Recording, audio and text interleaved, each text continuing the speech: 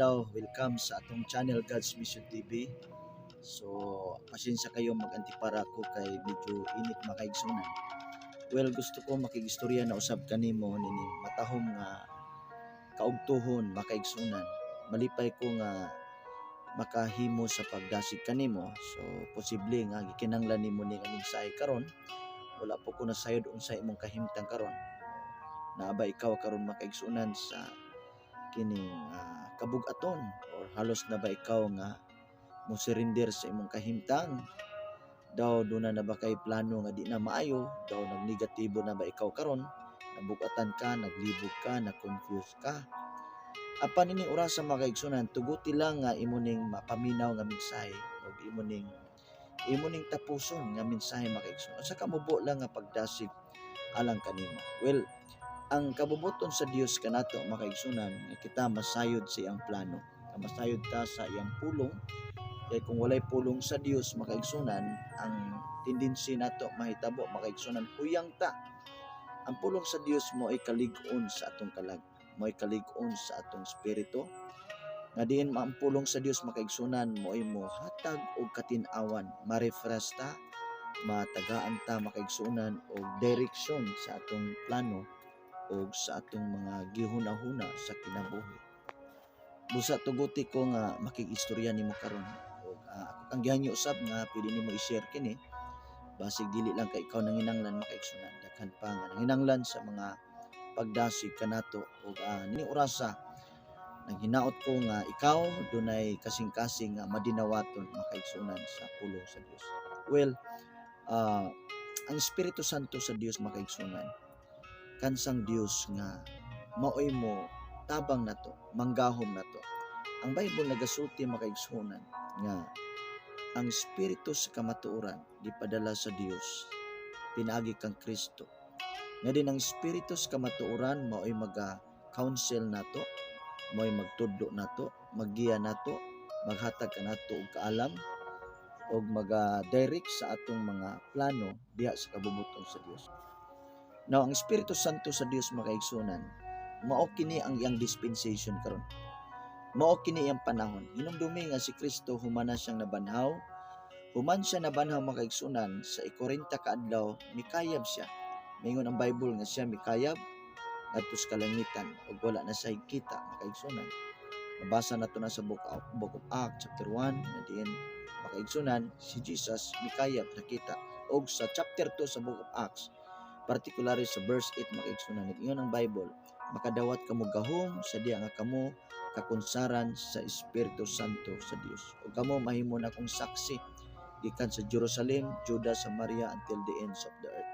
Now nganong kini man ang gusto nakong ipaabot kanimo karon. We are talking about the Holy Spirit makaigsunan. As I've said nga dispensation kini karon sa Holy Spirit. Si Jesus tuwa na sa langit sa gingharian makaigsunan sa amahan uban kaniya. O karon makaigsunan ang Espiritu Santo gipadala sa Dios. Mao na kini ang saa ni Jesus nga di ta niya biyaan ni talikdan tungod kay ang iyang Espiritu Santo nipuyo na ninato. Gusto sa Dios nga ang iyang Espiritu mo'y mo-possess nato, no? Kay kung dili ta ma-possess sa Espiritu Santo, ang tao mo nang pwede siyang i-possess sa yawa. Ang tao pwede siyang i-manipulate sa yawa, gubaon iyang kinabuhi, gubaon iyang mentalidad, gubaon iyang pagbati. So dunay mga demon spirit makaigsunan. So busa ako kang gidasi karon. Gikinahanglan nimo ang Espiritu Santo sa Dios. So busa kung ikaw karon nas kabug-at kalibog, i-acknowledge karon ang Holy Spirit sa Dios. Kay mao kini ang gipadala sa Dios kanato nga diin mohatag nato og saktong direksyon. Dios nun nga kinabuhi. Siya ang mo matarong kanato. Siya ang mo convictar sa itong kasing-kasing. Ngayon sa Bible, ng Espiritu Santo, ang Spirit mo convict sa sala sa kalibutan. So busa gikinahanglan nimo ang Espiritu Santo sa Dios aron ikaw giyahan ka, siyang mo convict nimo, siyang mo direct kanimo aron nga mabuhat nimo ang kabubuton sa Dios. Gani nag-ingon si Jesus, anyone have faith in me, he will do what I have been doing. He will do even greater things than this. Try to imagine. Ang but pasabot ni Jesus kay ang iyang espiritu mo possess man nga ni kana. Manayon si Jesus, diwaso na ako itong bersikulo. He can do even greater things than this because I will come to my Father. Nambot pasabot niya, nag-refer siya sa coming nga Holy Spirit. Human sa mi kayab, tungod kay musunod ang Espiritu Santo. O kana nga Espiritu Santo nga mo-possess nato, and then we can do the same as what Jesus did. Apan makabuhat patag mas labaw pa, tungod kay taas man tag time. Si Jesus 33 ra sa katuig diri sa kalibutan. In fact, 3 years ra iyang ministry, makaigsoon. So karon makabuhat patagdagan. Now nganong maka-perform tag signs and wonders and miracles? Tungod na sa Espiritu Santo sa Dios nga mi-possess nato, mipuyo nato, gitugutan nato siya, na siya ang mo-guide nato, siya ang mag-empower nato, og ang Holy Spirit mohatag natog mga gasa na ay mo operate sa itong kinabuhi nga mga gasa nga gikan sa Espiritu Santo, ma-activate ang mga hidden gift nato by the power of the Holy Spirit. Na dusi ka gift sa Holy Spirit makaigsunan. Dunay gift to perform miracles, gift of faith, gift to perform miracles or signs and wonders, gift to interpret, gift to speak in other tongues, and gift of wisdom, gift of knowledge, and gift to discern. So naay mga gasa sa Espiritu Santo. So muna nga karon makaigsoon ako kang gidasig, i-acknowledge ang Espiritu Santo sa Dios sa imong kinabuhi. Kay siya ang mo-possess nimo. Siya ang mo-empower nimo. Muna ang tao ma-born again siya, dili born again makaigsunan nga religion sumala sa atong ginuna. Ang word nga born again, that is by the empowerment of the Holy Spirit, nga kita dunay gitawag spiritual rebirth. Human naman ta na tao sa atong inahan, na tao ta diya sa sala. Apan gusto sa Dios nga mataw ta pag-usab diya sa espiritu. Pinaagi sa imong pagtuo ang mag-revert nato makaigsunan ang Espiritu Santo sa Dios. Sama ni Jesus nga si Mary nag-conceive siya by the power of the Holy Spirit. The same way kanato makaigsunan. The same way sa ato makaigsunan. Na pinagi sa Espiritu Santo siyang gahom, siya ang muusab nato, siya ang mo-transform nato. Muna ang Bible nga siya na akang Kristo, bag-o na siyang binuhat. Ang daan mangagi ug ang bag-o masig pangabot. So try to imagine, tungod kay ang Espiritu Santo siya ang maghinay-hinay ug usab sa imong kinabuhi. Kung imo siyang tugutan, kung imo siyang acknowledge sa imong kinabuhi. Now ang Holy Spirit makaigsunan, magmanifest siya kanato powerfully when you accept Jesus as your Lord and Savior. Sa diya nga si Jesus imong i-acknowledge sa imong kinabuhi nga siya ang Savior nimo. You accept Jesus as your Lord and Savior. You confess. Mayon sa Bible, if you confess that Jesus is Lord and believe with all your hearts that Jesus raised from the grave, then you shall be saved. Kung isugid nimo sa imong baba nga si Jesus siyang imong Ginoo. So meaning, maingig kag Lord or Ginoo, imong i-acknowledge si Jesus nga siya ang honor, siyang tag-iya sa imong kinabuhi. Imong i-acknowledge si Jesus nga He is the honor of your life.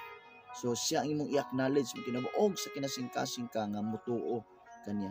So muna makaigsunan nga ang Espiritu Santo, siya ang magapanggahom sa imong kinabuhi. Siya ang mo transact in behalf nimo. Siya ang mohimog mga milagro para nimo. Mo provide sa imong pagpanginanglan, siya ang mo connect sa ubang mga tao, siya ang mo transact, na gitawag og divine connection. Na divine connection makaigsunan. Kay ang Espiritu Santo maoy magapamuhat. Siya ang mo connect nimo. Siyang moabri og opportunity nimo. Siyang mamuhat para nimo sa kahibulungan nga pagpamuhat makaigsoon. So busa ikaw karon nabukatan ka, nakikalibog, acknowledge the Holy Spirit of God. Allow Him to manifest in you and through you. Siyang mutabang nimo, siyang mamuhat og milagro. Muna yun sa Bible, balik ta sa Acts 1 verse 8. Acts chapter 1 verse 8, you shall receive power when the Holy Spirit comes upon you. So makadawat kag gahom. So unsa na nga gahom? Kana nga gahom makaigsunan, that is universal power. Meaning daghan nga milagro makaigsunan nga beyond sa imong expectation or imagination. Gahom na nga magmanifest nimo. Gamiton ka sa Ginoo alang sa uban na kay boldness nga magwali, na kay dihog, na kay wisdom. That is power makaigsunan. So busa ini nga kahaponon, ayaw kaguol. Mao ni ang mensahe para nimo. Kung ikaw na sa iyong panimalay karon, naka sa opisina ug asa magakaron, acknowledge the Holy Spirit. No? Acknowledge the Holy Spirit nga siya karon orasa mo bisita nimo. Mo bisita siya nimo, mamuhat sa imong kasing-kasing, sangkapan ka sa gahom. og mapuno ka sa iyang bunga na fruits of the Holy Spirit, gugma, kaagop, kaluoy, pagpugong sa kuglingon, pagkamaayo, pagkamatarong. Well, kana makaigsunan maunay mo produce sa imong kinabuhi. When the Holy Spirit fills in our hearts, in our lives, mo produce na og pagkamaayo, pagkamatarong, pagkamaagop, og mahimo ka makaigsunan nga panalangin sa mga tao nga nagpalibot kanimo. So salamat nining kapunon, pinakitaas itong mensahe anto sa sunod higayon makaigsunan. Salamat sa pagpaminaw. Ang Dios magapanalangin nimo karon, tili-tili na makaigsunan. Ang Dios magapamuhat sa imong kinabuhi. So please i-share